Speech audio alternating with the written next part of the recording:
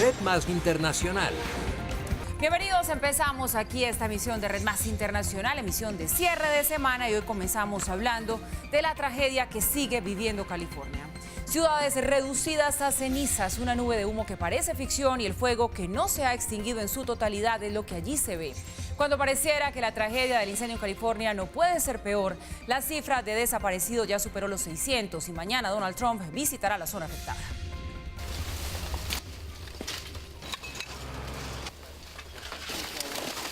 Con el paso de las horas, la situación está más complicada en California. Ya son más de 630 personas desaparecidas y más de 60 muertos desde que iniciaron los incendios.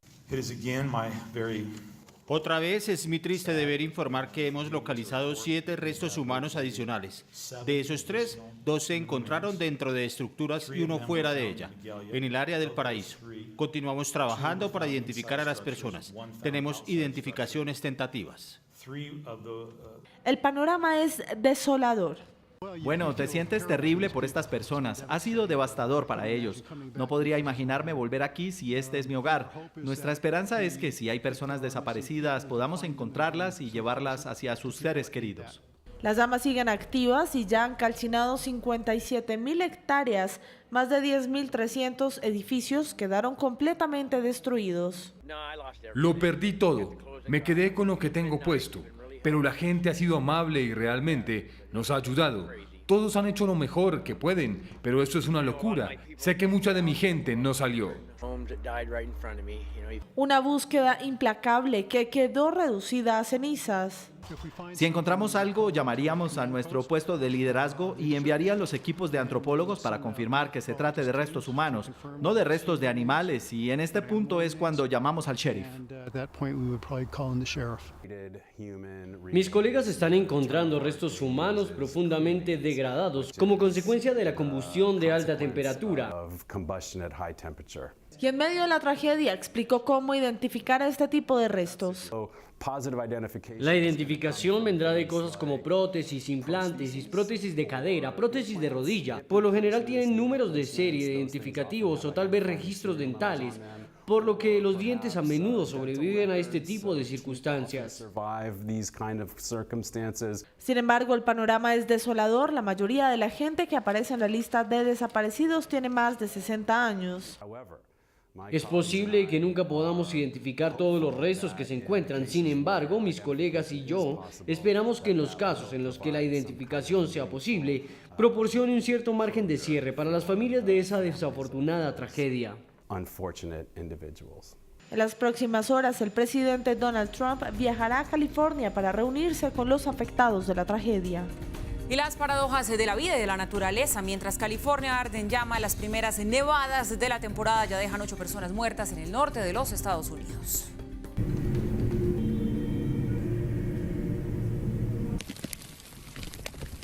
A una semana del Día de Acción de Gracias que marca el inicio de la Navidad, Avery, la primera tormenta de nieve de la temporada, se adelantó. No ha iniciado oficialmente Navidad y ya varios estados sufrieron la primera nevada. Los afectados grabaron con su celular desde Nueva York. 45 minutos después y sigo aquí atascado en la parte superior del puente George Washington. Me estoy quedando sin gasolina, me estoy quedando sin comida, me estoy quedando sin agua. El invierno no me está ayudando este año. Se trata de inundaciones históricas con acumulaciones de nieve nunca antes vistas, superando los 17 centímetros de nieve. Ya son 8 muertos, todos por accidentes de tránsito ocasionados por el mal clima. Más de 389.000 casas y negocios amanecieron sin luz en Indiana, Kentucky, Ohio, West Virginia, Pensilvania y New Jersey. Más de 89 millones de personas están en alerta por posibles cortes y suspensión de actividades. Iniciando la temporada hay quienes toman la situación de manera jocosa. Creo que es porque es la primera nevada, solo la estamos esperando. Trae la sensación de las fiestas de fin de año. La nieve trae la sensación de fiesta, así que me gusta. Estoy listo para comer. El Día de Acción de Gracias se acerca. Estoy listo para la Navidad. Y con su celular decidieron registrar el momento que se extenderá por semanas. Lo hicimos, caminamos sobre el puente, ella es Andrea y todo el grupo, caminamos hacia el metro, nuestra próxima tarea nos espera. Voy a seguir grabando porque así es más divertido, literalmente estamos caminando. Miren todo ese tráfico. Bienvenido a Nueva York, hace mucho frío, tengo que ir a trabajar.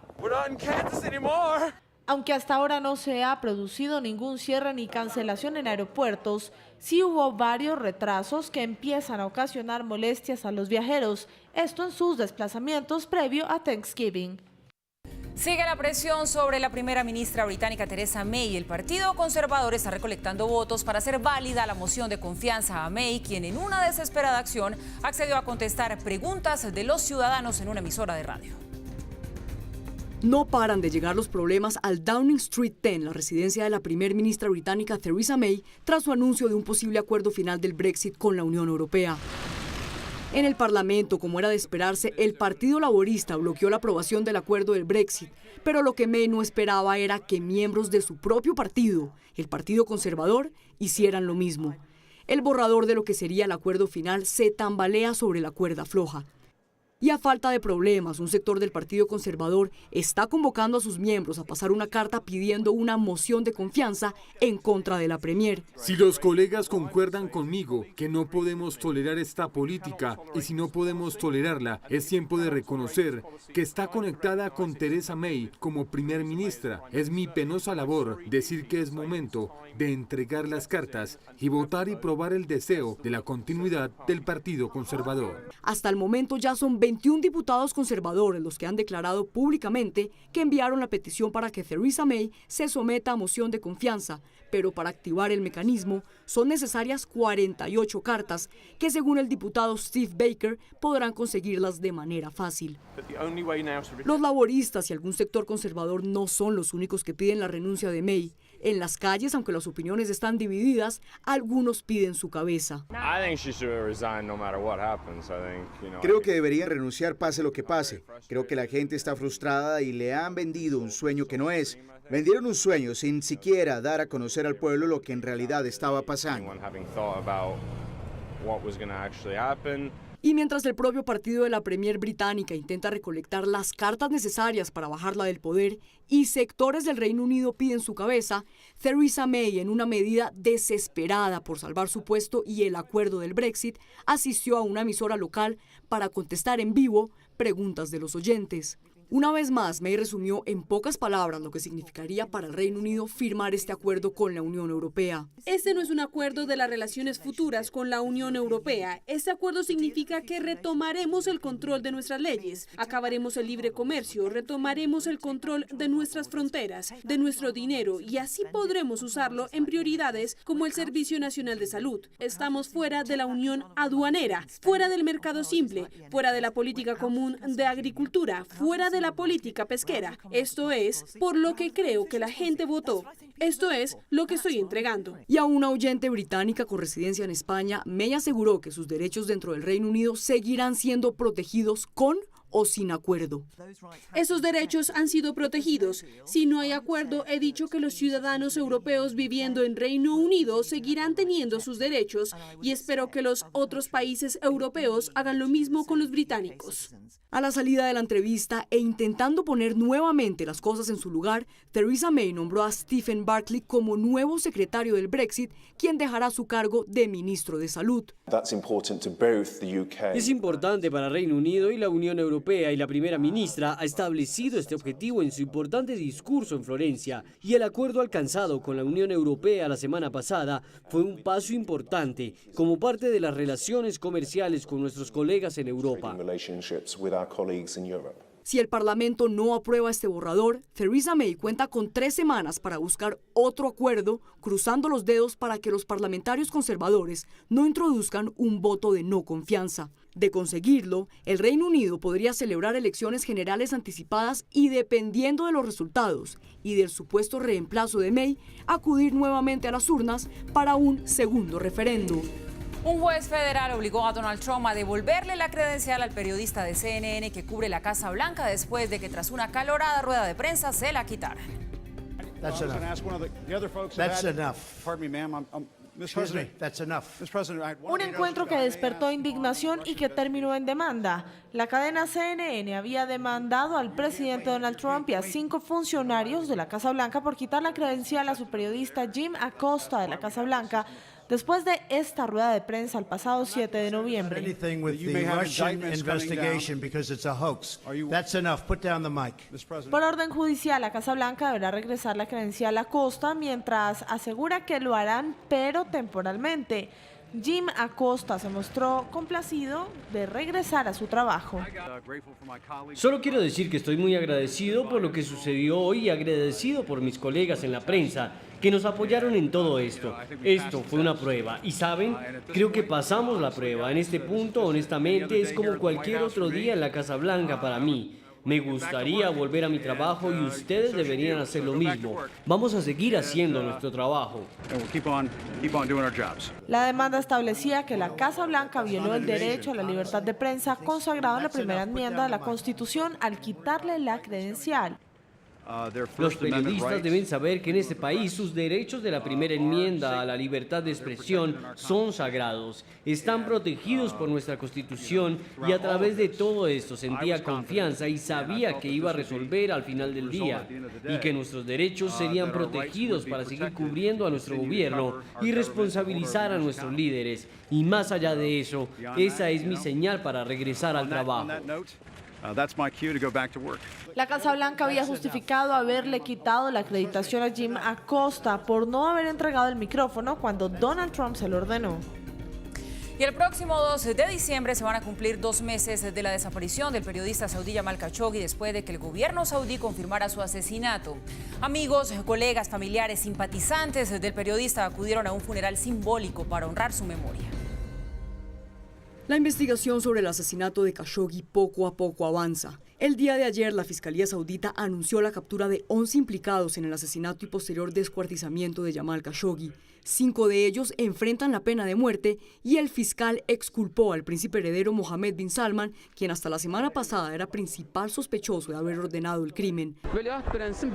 El príncipe heredero debe tomar distancia de la investigación y se necesita una corte y una investigación independiente. No hay chance de tener un procedimiento penal independiente del príncipe heredero en Arabia Saudita.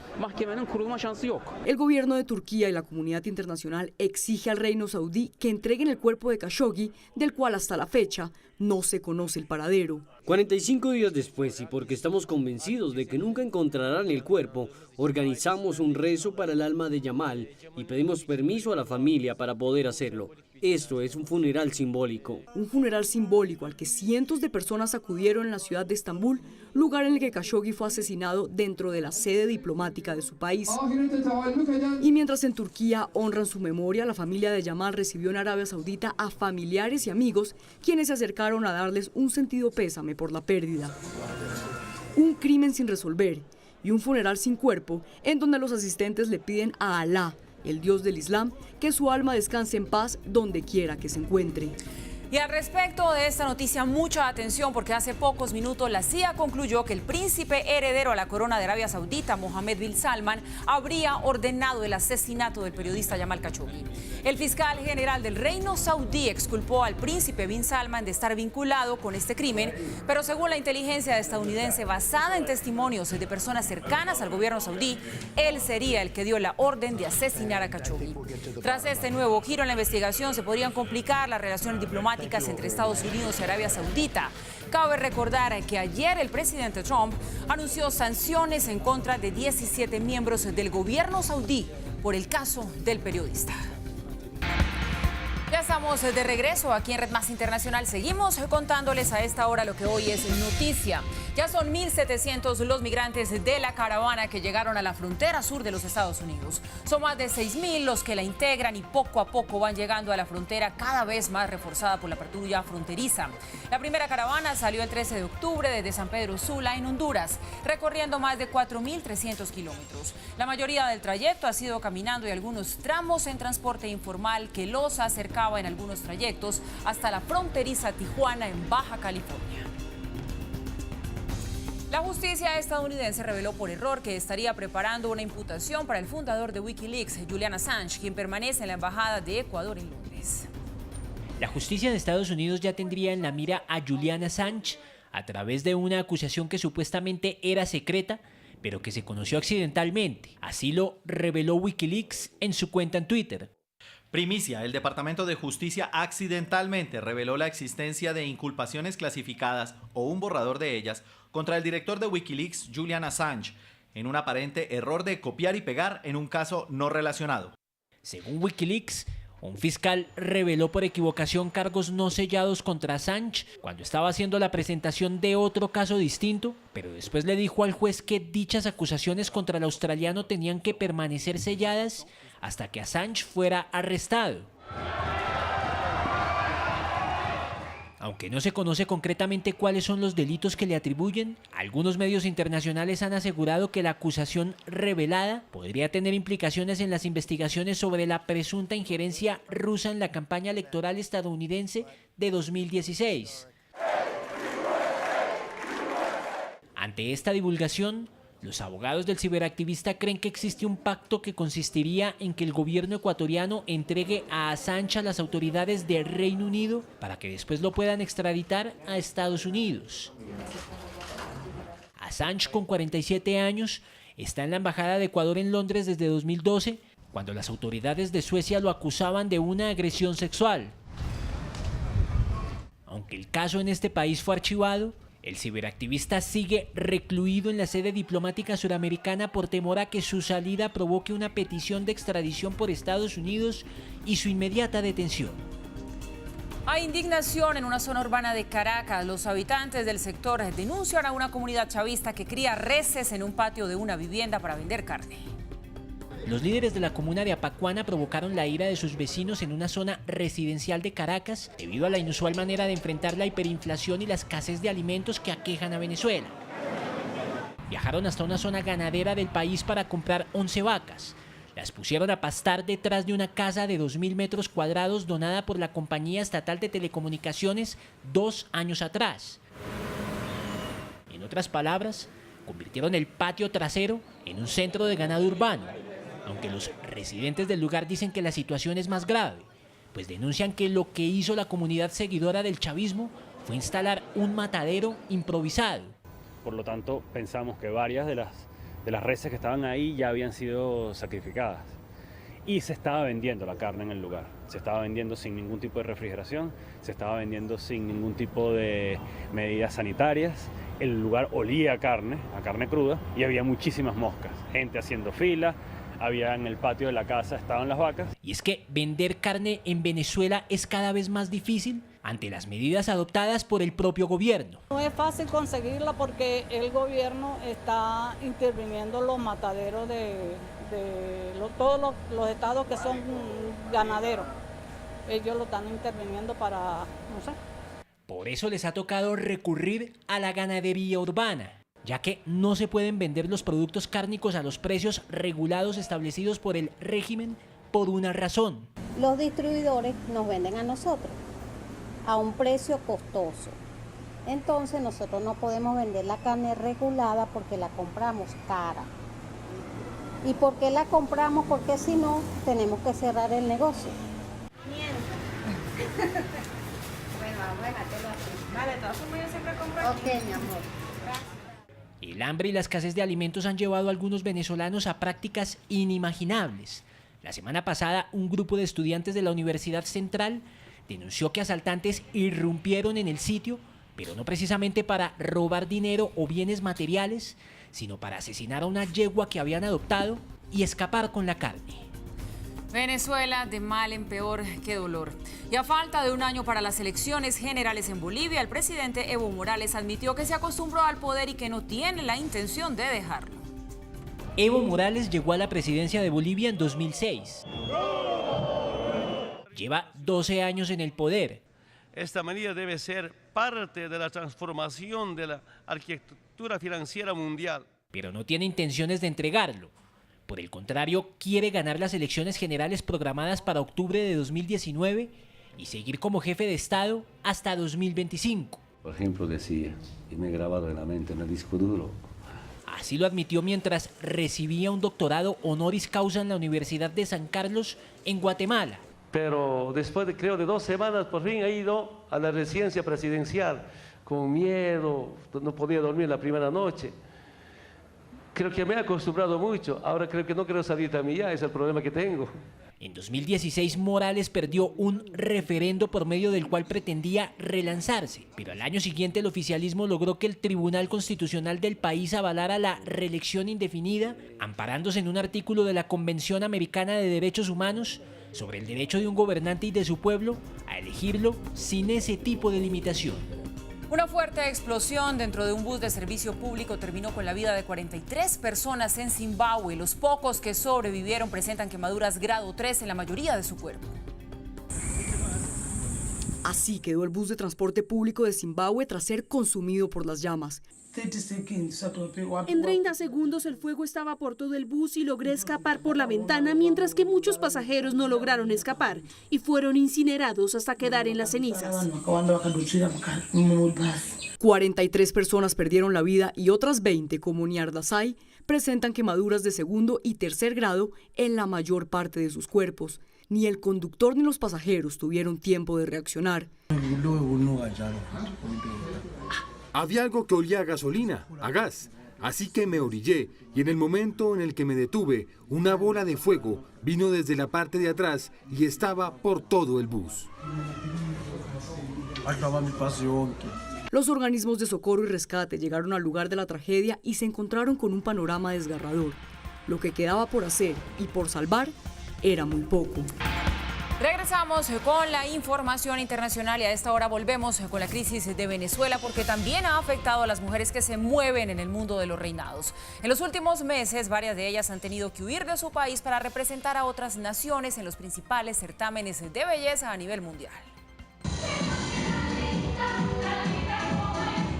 A lo largo de la historia, Venezuela ha sido considerada como la tierra de las mujeres más bellas del mundo. Muchas se convirtieron en reinas y supieron representar con orgullo a su país en los certámenes más importantes a nivel mundial. Miss Venezuela es Miss Yaracuy, Alicia Machado.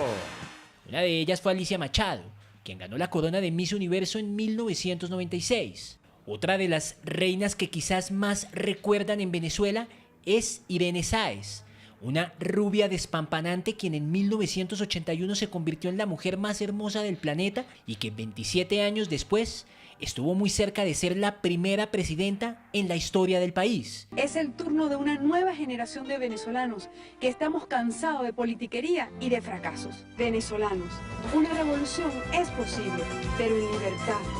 Pero precisamente en esas elecciones celebradas en 1998, el que terminó haciendo la revolución fue Hugo Chávez Frías. Los venezolanos hemos dado en todo el inmenso ámbito bolivariano de esta tierra una demostración de nuestra grandeza. Una revolución que terminó convertida en un régimen que 20 años después tiene a Venezuela sumida en una hecatombe económica, política y humanitaria y que obligó a sus reinas a huir de la tierra en donde nacieron. Niña, silencio. Hay muchísimo talento donde lamentablemente pues no pueden expresar lo que saben en Venezuela porque no hay campo de trabajo y tienen que irse del país. Andrea Díaz, por ejemplo, representará a Chile en la próxima edición de Miss Universo que se llevará a cabo en Tailandia. Muy pocas personas saben que nació en Valencia, capital de Carabobo. Un infortunado hecho por poco acaba con la hermosura de su rostro. Tuve un accidente hace un tiempo que me quemaron el rostro con ácido, por eso tengo algunas marcas en mi rostro, y eso en algún momento me hizo deprimirme, me hizo dejar de creer o de soñar de que podía lograr esto. El de Andrea no es el único caso. Portugal estará representado en Miss Mundo por Carla Rodríguez, quien nació en Barquisimeto. Mientras que la pasada edición de Miss Tierra en Filipinas tuvo como reinas de Perú y España a las venezolanas Jessica Russo y Carolina Jane. Tengo mi corazón dividido en dos países, Venezuela y España. Por eso me siento orgullosa de representar a cualquier país que tenga la oportunidad de representar. Cuando llegué a Perú, mi sueño de querer ser Miss no iba a acabar por el simple hecho de llegar a a otra tierra nueva, ¿no? Aunque las circunstancias las obliga a representar a otros países, ellas siguen siendo embajadoras de Venezuela, un país en el que esperan revivir esas épocas en las que el nombre de esa nación brillaba en el mundo por la belleza de sus mujeres. Bueno, y otra reina, pero del deporte, la bella Katherine Ibargüen, múltiple campeona mundial, estuvo de visita en Bogotá, compartió con varios de sus seguidores y allí contó que sueña con realizar en Colombia un Grand Prix con atletas olímpicos y de la Liga Diamante. Katherine Ibargüen ya está enfocada en lo que será el 2019. El gran objetivo es Juegos Panamericanos y Campeonato del Mundo. Todo con miras a lo que va a ser Juegos Olímpicos y Juegos Panamericanos hacen parte del ciclo, así que me veo comprometida y con gran responsabilidad de representar nuestro país. La atleta colombiana encontró en este 2018 su mejor año deportivo y donde su sonrisa brilló en varias pistas del mundo. Fue un año excelente, gracias a Dios, todo lo planificado se consiguió. Creo que lo estoy catalogando como uno de los mejores años de mi carrera deportiva. Para cerrar con broche de oro este año, tan solo espera ganarse el premio de la IAF como mejor atleta femenina. Es un privilegio estar entre las mejores 10 atletas. Creo que el apoyo que me ha brindado Colombia con las votaciones, vamos muy bien. Creo que tenemos gran opción de este año ser la mejor atleta del mundo. No solo compitió en el salto triple, sino que también lo hizo en el salto largo y por eso estudia la posibilidad de hacerlo en los Juegos Olímpicos de Tokio 2020. No me gustaría comprometerme diciendo que sí, me verán en salto largo. Si mi profesor lo estima y ve que mi capacidad física está para dar un buen rendimiento en ambas pruebas, pues yo no tendré nunca duda de su opinión y lo haré con la responsabilidad y el compromiso. Por ahora la medallista olímpica aprovecha sus vacaciones para hacer otras cosas. Nada, disfrutar de mi familia, de mis amistades, hacer cosas que no puedo hacer cuando estoy en entrenamiento y competencia y nada, disfrutar de esta época tan hermosa. Este año la antioqueña ganó su quinta Liga Diamante, la Copa Continental y los Juegos Centroamericanos y del Caribe.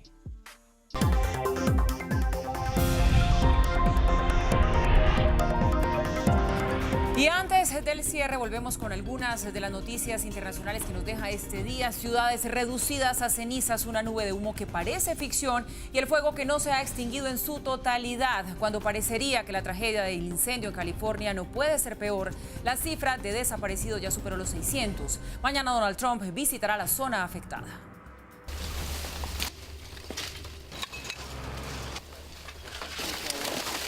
Con el paso de las horas, la situación está más complicada en California. Ya son más de 630 personas desaparecidas y más de 60 muertos desde que iniciaron los incendios. Otra vez es muy triste deber informar que hemos localizado 7 restos humanos adicionales. De esos 3, 2 se encontraron dentro de estructuras y 1 fuera de ella, en el área del Paraíso. Continuamos trabajando para identificar a las personas. Tenemos identificaciones tentativas. El panorama es desolador. Bueno, te sientes terrible por estas personas. Ha sido devastador para ellos. No podría imaginarme volver aquí si este es mi hogar. Nuestra esperanza es que si hay personas desaparecidas, podamos encontrarlas y llevarlas hacia sus seres queridos. Las llamas siguen activas y ya han calcinado 57.000 hectáreas. Más de 10.300 edificios quedaron completamente destruidos. Lo perdí todo. Me quedé con lo que tengo puesto, pero la gente ha sido amable y realmente nos ha ayudado. Todos han hecho lo mejor que pueden, pero esto es una locura. Sé que mucha de mi gente no salió. Una búsqueda implacable que quedó reducida a cenizas. Si encontramos algo, llamaríamos a nuestro puesto de liderazgo y enviarían los equipos de antropólogos para confirmar que se trate de restos humanos, no de restos de animales, y en este punto es cuando llamamos al sheriff.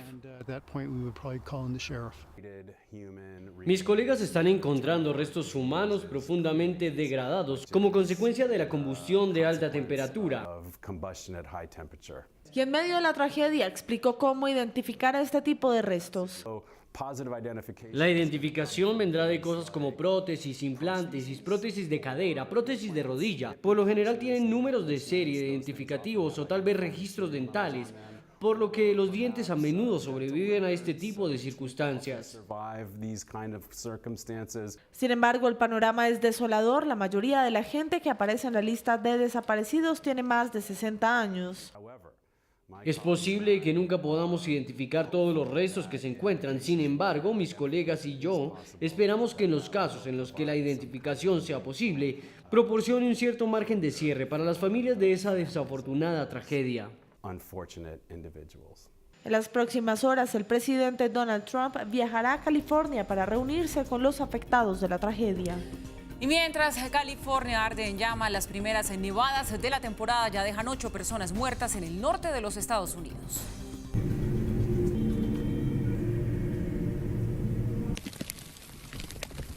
A una semana del Día de Acción de Gracias que marca el inicio de la Navidad, Avery, la primera tormenta de nieve de la temporada, se adelantó. No ha iniciado oficialmente Navidad y ya varios estados sufrieron la primera nevada. Los afectados grabaron con su celular desde Nueva York. 45 minutos después y sigo aquí atascado en la parte superior del puente George Washington. Me estoy quedando sin gasolina, me estoy quedando sin comida, me estoy quedando sin agua. El invierno no me está ayudando este año. Se trata de inundaciones históricas con acumulaciones de nieve nunca antes vistas, superando los 17 centímetros de nieve. Ya son 8 muertos, todos por accidentes de tránsito ocasionados por el mal clima.